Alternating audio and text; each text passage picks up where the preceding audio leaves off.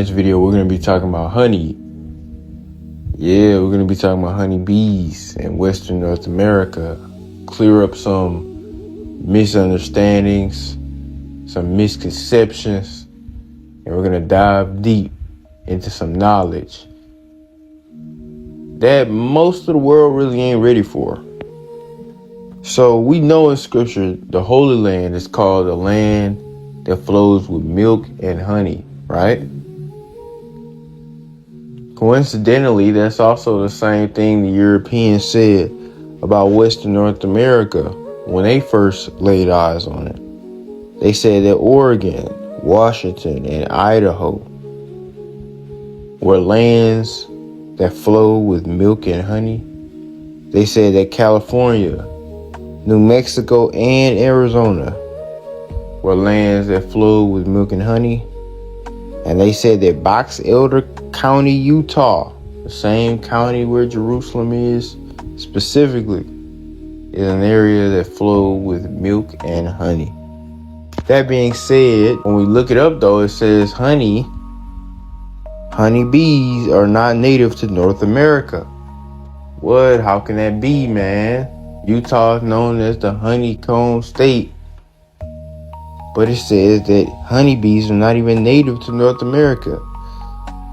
So, then how could Western North America be called the land of milk and honey? So they say honeybees are not native to North America. They were originally imported from Europe in the 17th century. So again, how can Western North America be the land of milk and honey when honeybees specifically, are not even native to North America? This here is false even by the general sense. When they say honeybees are not native to North America, it's just false, okay? People forget that Mexico is a part of North America. Did you know that? That Mexico is a part of North America? That being said, Mexico has its own species of honeybee that are indigenous to Mexico, okay? Therefore, yes, North America does have honeybees. They're in Mexico. We're going to talk about it. But there are also 3 types of honeybee that live further north of Mexico in Western North America. So we have 2 extinct species of honeybee, okay? One called Apis neartica, one called Apis mellifera. And then we have one species of honeybee that still exists today called the Trigona, okay? Now this is very important stuff.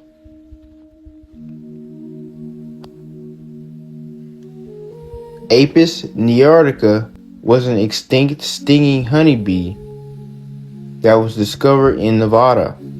Okay? Apis neartica is an extinct species of honeybee which existed in what is now Nevada during the Middle Miocene period. Now, I don't believe that stuff. They'll say, the Miocene was 23 million years ago. So, they're going to say that this is millions of years ago we're talking. You got to understand that we're still in the 4th beast. The 4th beast is the Roman Empire. Technically speaking, this is the 4th beast, man. This is still the Roman Empire. When Rome expanded, it expanded into Western Europe. When Western Europe became a Christian civilization, it was known as the Holy Roman Empire. Then they spread to the Americas with the same ideologies. Think about it, man. America is still Rome. Look at the Capitol building and the style of the building that is built in, like a Roman building. Look at our coins. Our coins have an eagle on the back and a person's face on the front. That's a Roman style way of making money. Look at the language that we speak. It's Latin. Latin is a Roman language. That being said, we are still in Rome. We are still in the 4th beast. What was the 4th beast supposed to do? He was supposed to change perception of time. He was supposed to attempt to change our perception of time. So when they say things like, oh, this millions of years old, that's, billions of years old, you guys have to understand, they're saying that to contradict what we see in scripture. So when they find a fossil, yeah, sure, you can trust the fossil itself, but when they throw a date on it, nah, don't even trust that date. Carbon dating in general has been proven false time after time again. This fossil found in Colorado shows another extinct honeybee species. It was labeled by the National Park Service as a fly, but the abdomen of a fly is never this large. Close inspection clearly shows that this indeed is a type of honeybee, specifically a relative of the modern western honeybee, Apis mellifera. Now look, let me show you something, guys. Look at the wings and look at how the wings are literally the same shape as the European honeybee. All right. Also, look at the shape and the size of the abdomen. See how it's larger and see how it's larger than the wings, how the bottom of the abdomen where the stinger is at passes the wings. That's what bees do. That's not flies. But if you look at this, I want to show you something. This was found in Colorado. The National Park Service labeled it as likely true fly. Notice that they had to say likely, which means they don't know what it is. But if I didn't know what it is, I'm not going to label this as a fly. You know why? Because when you look at a fly, people, you look at the abdomen or the booty of a fly, and you can see that it does not surpass the wings. The wings are larger. The wings fully cover the abdomen of a fly, unlike with a bee.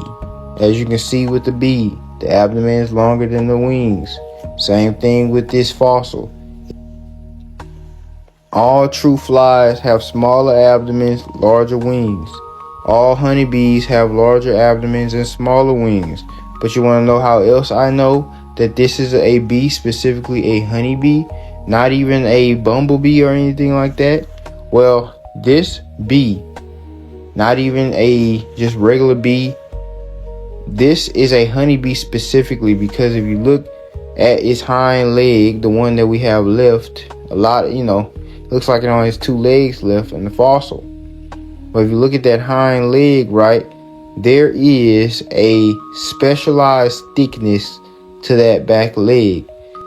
This is called the pollen basket, also known as the corbicula. It's a part of the leg where the pollen sticks into one big bubble. Flies obviously don't have that. And most other bee species don't have that either. Bumblebees have that, even though bumblebees don't make honey.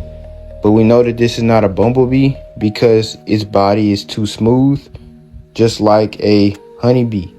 So we just ruled out a couple things. We ruled out fly, we ruled out non-honey making bee. It's a honeybee, guys.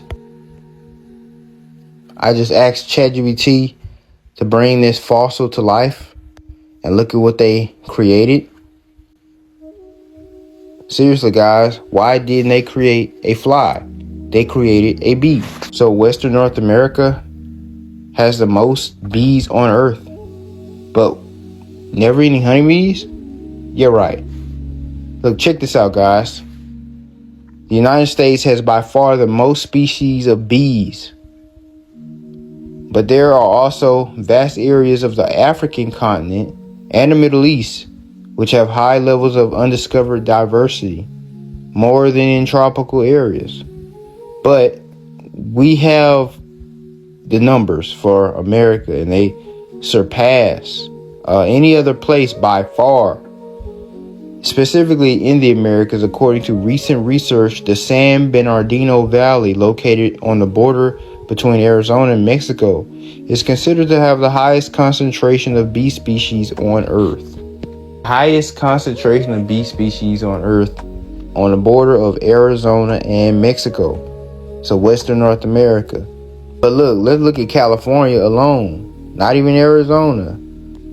West coast of the United States. California contains many climatic and floral zones, which are home to nearly 2,000 species from many different families. That's California alone. Remember, it said the San Bernardino Valley has the most species. That's Arizona. But California has 2,000 species alone. Now let's go to South America. Let's look at Chile. 183 species have been described in the climatically Mediterranean areas of Chile and 176 species in the desert. Let's look at South Africa. The Greater Cape region. At least 645 different species of bee are found here, including many of the most primitive species. Let's look at the Mediterranean basin. This is particularly rich area for bees. Spain alone has more than 1,000 bees. Okay, they getting close, but still don't even touch Western North America. Don't even touch California alone, right?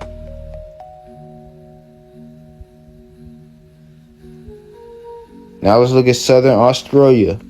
1,647 bees have been described here, but 300 or 400 bee species remain unnamed. Okay, so we coming close. We're coming close to Western North America and Southern Australia, right? We're coming close. Then we got Central Asia, Kazakhstan, Uzbekistan, Kyrgyzstan, Turkmenistan, and Tajikistan have 1,924 recorded species, but the total is thought to be much higher. So we're coming close to Western North America, but we still don't even top California. So California, Western North America, has the most bees on Earth. Now imagine when Western North America was a tropical place, fam. And we're going to talk about that. At one point it was. We're going to talk about that in just a second. My theory, which I'm going to show why this theory actually is a very sound theory that makes a lot of sense.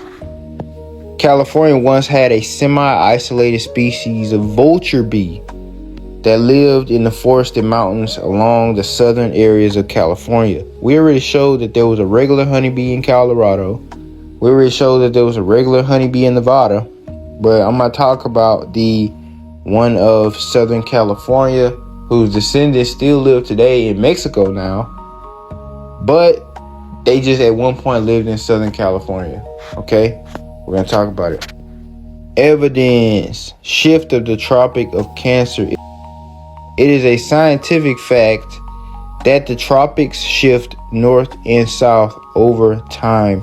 Therefore, at one point, the tropics extended as far north as Southern California, meaning at one point, Southern California had tropical rainforest bees, including the carnivore bee, Trigona hyposia, which would have found his home in Southern California. This shift would have also pushed the subtropical regions as far north as Canada. Okay, now this shift in the tropics did in fact happen, and there's two possible ways that it could have happened. A, the earth simply cooling down. Because the earth cooled down, that pushed the heat belt, is what I like to call it, to a more narrow strip upon the earth. Right? When I say the heat belt, I'm talking about the area north and south of the equator that holds most of the earth's heat. At one point, it would have been wider than it is today. Okay? There was a lot of things that could have cooled off the earth. Multiple volcanic eruptions. Volcanic eruptions block the sun Over time, this drops the temperature of the earth. It reflects light back into the atmosphere. With that being said, it prevents a lot of the sun's heat from hitting the crust of the earth. A lot of the glaciers in the Arctic regions will grow as a result of this, and that will reflect even more light back into the atmosphere, which cools the earth. So we see the distribution of the stingless honeybee. They're all throughout South America, Central America, and Mexico. Some as far north as northern Mexico, right? And the vulture bee, a type of stingless honeybee found in Mexico. At one point they would have lived in Southern California. For example, this tropical bee was found 1,000 miles north of the modern tropics, proving that the tropics used to be much farther north than today. Now, I don't trust that 19 million years old lie. Okay, these shifts were a lot more recent. Now, this is a bee fossil, and it says a recently discovered fossil reveals the largest ancient honeybee to date. It is compared to the modern giant honeybee, which is twice the size of common European honeybees and can grow up to an inch in length. The fossil, which is 19 million years old, was found on the Japanese Iki Island and was sent to Michael Engel, an entomology professor and museum curator at the University of Kansas. The giant bee does not currently inhabit that area. Fossil of a giant honeybee found in Iki Island, Japan. KU entomologist Michael Engel interpreted the fossil as being over 19 million years old. So this one guy interpreted the fossil as being 19 million years old. This is what you guys have to understand. The people in the scientific community, they read stuff like that and they blindly trust it, right? Because they're atheists for the most part. So since they're atheists, they have to have somebody who they can just believe, right? And that's these scientists. So the scientists can put out anything and the scientific community won't question it. They'll just believe it.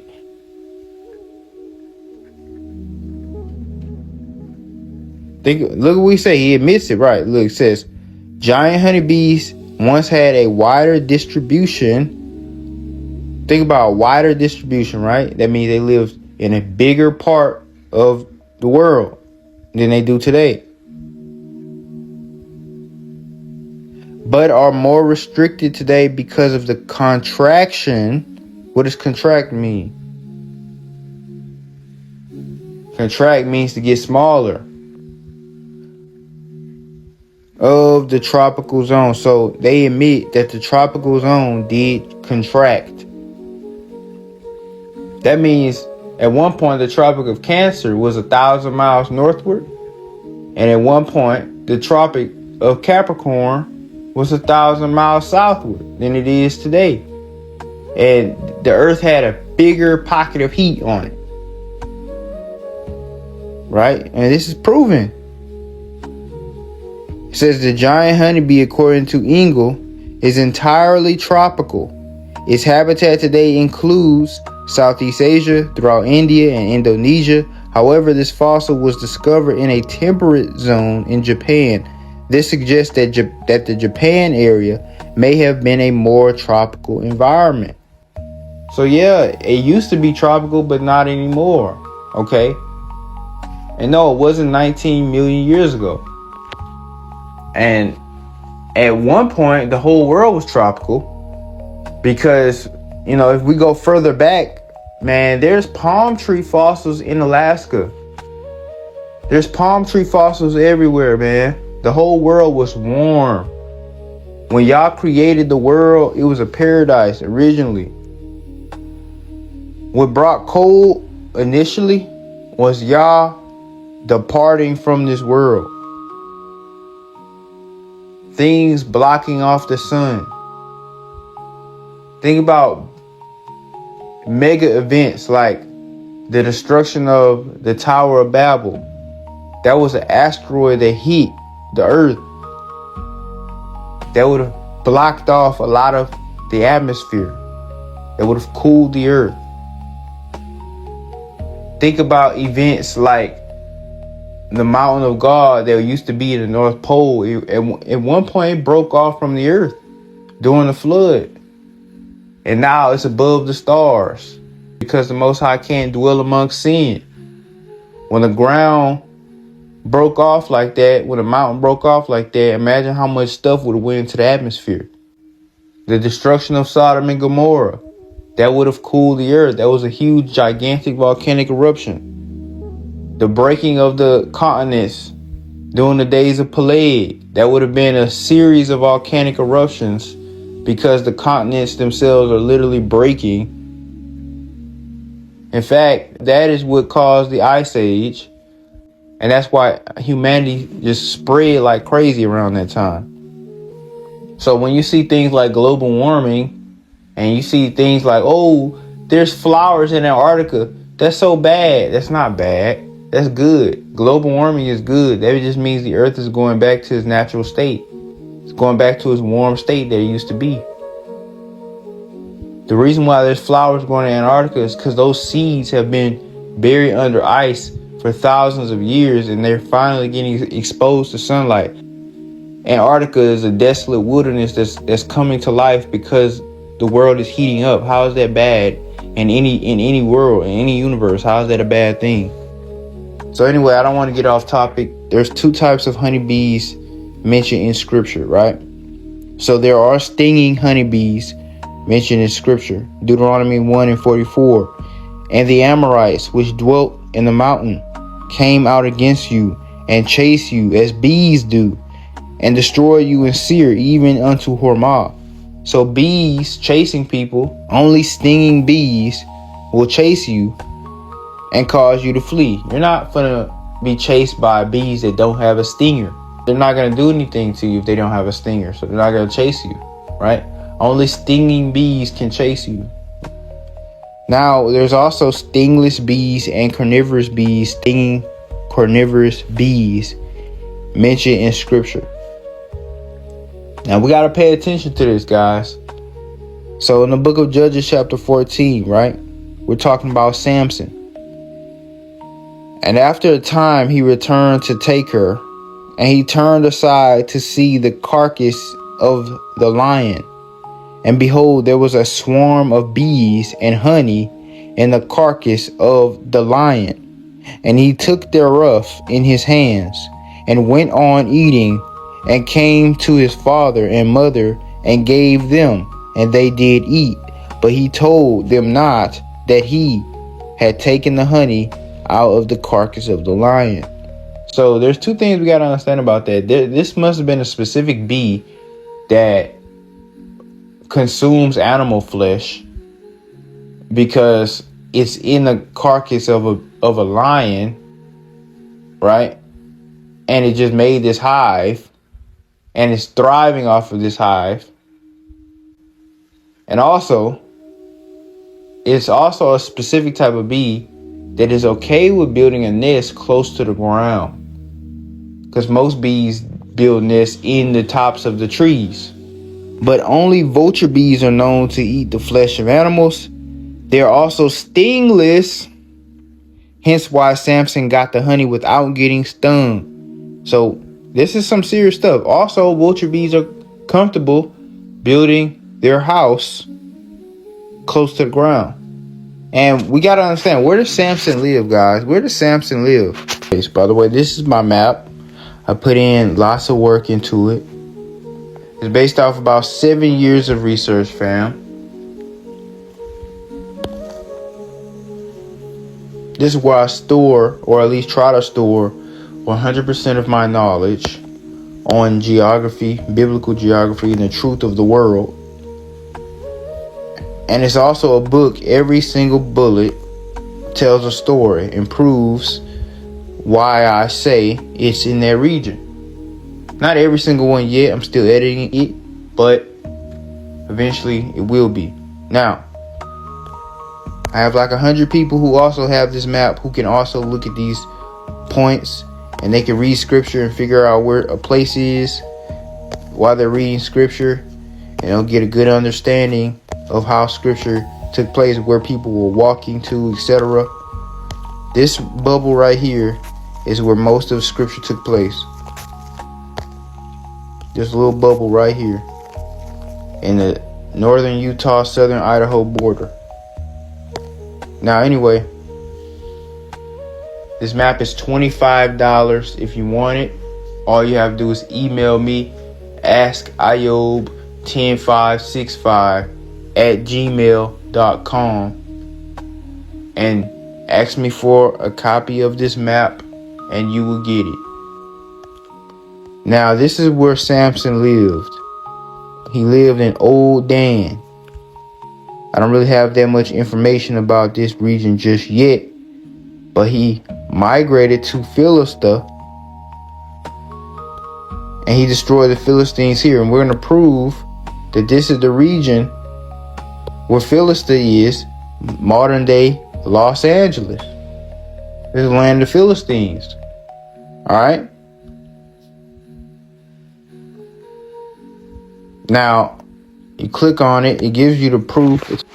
Philistia was known for its grapes, and California, there's a big pocket of grapes that grow in the Los Angeles region.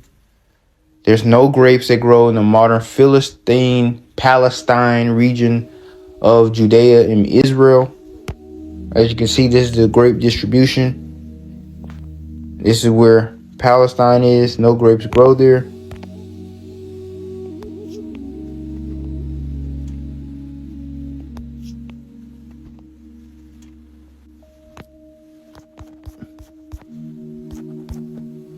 So, Philistia is supposed to be by the Great Sea, southwest of Yasharal, home to an indigenous population of grapes. It's also supposed to be near Mizraim. It's lower in elevation. That's why it says down to Gath, down to Ashkelon in scripture. And it's also supposed to be known to have giants. They found giant skeletons off the coast of Los Angeles on the Catalina Island.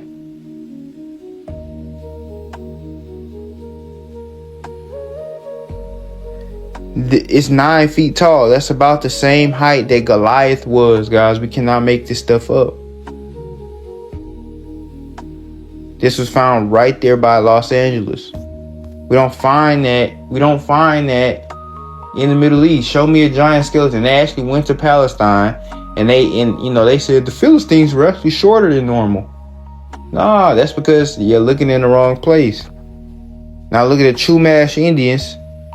To this day, or not to this day, but even during the time of the European conquest, they discovered that Chumash Indians who lived in Southern California, just a little bit north of the Los Angeles region, they worshiped the fish, just like the Philistines worshiped the fish.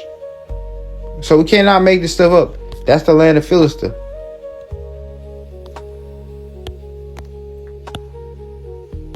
So if you want this map, you got it. Just email me.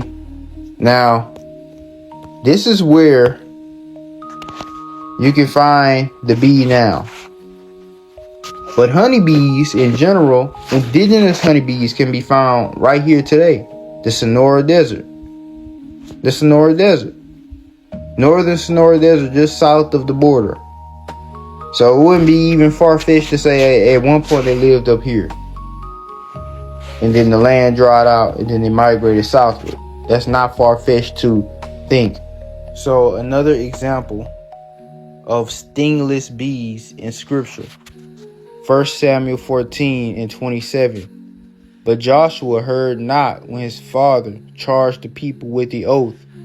Wherefore he put forth the end of the rod that was in his hand, and dipped it in an honeycomb, and put his hand to his mouth, and his eyes were enlightened.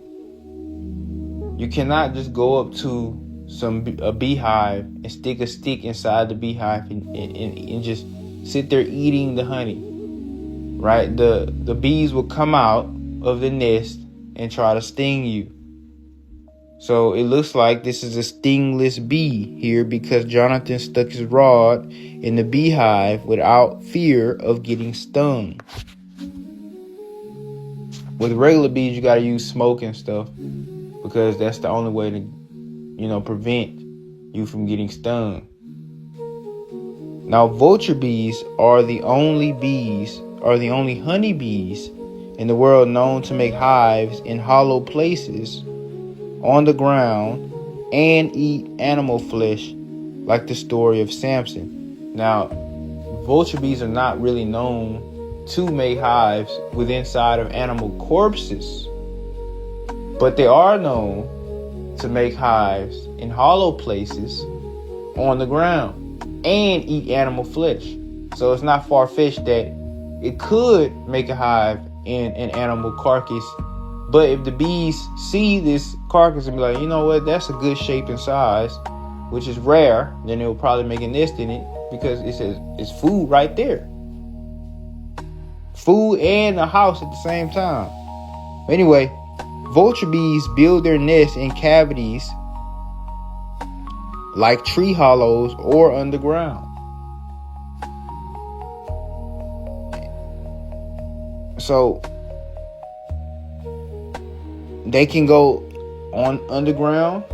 They can be in tree cavities, which means they like hollow places. It says, and have also been known to take over abandoned termite nests.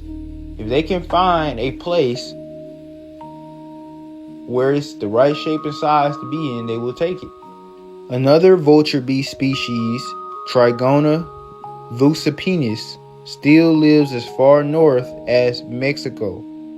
Okay. Trigona vucipinis are polylectic bees, meaning they visit various different flowering plants. However, they also collect other resources such as membrane acid exudates or dead animals' flesh. So we have to understand that they mostly eat flower nectar, but they also consume animal flesh. So the type of bee that will make a nest in the rib cage of a lion can only be found in the Americas. There are no vulture bees. There are no bees that, are attracted to animal flesh in any other part of the world other than the Americas. This is a fact. Trigona vucipinis is a stingless bee species that originates in Mexico, but is also found in Central and South America. They are an advanced eusocial group of bees and play a key role as pollinators in wet rainforests. The species has many common names, including, I'm not going to read that. Anyway, yes, vulture bees, also known as carrion bees, are only found in the Americas, specifically the tropical rainforests. That's a fact, guys. So, where does Samson really live? Where does Samson really live? Where did this whole book really take place? So you had a stingless bee that was also carnivorous. We don't read about Samson getting bit and stung by this bee. And the bee is eating animal flesh. That being said, where does Samson really live, guys? Are y'all really peeping game?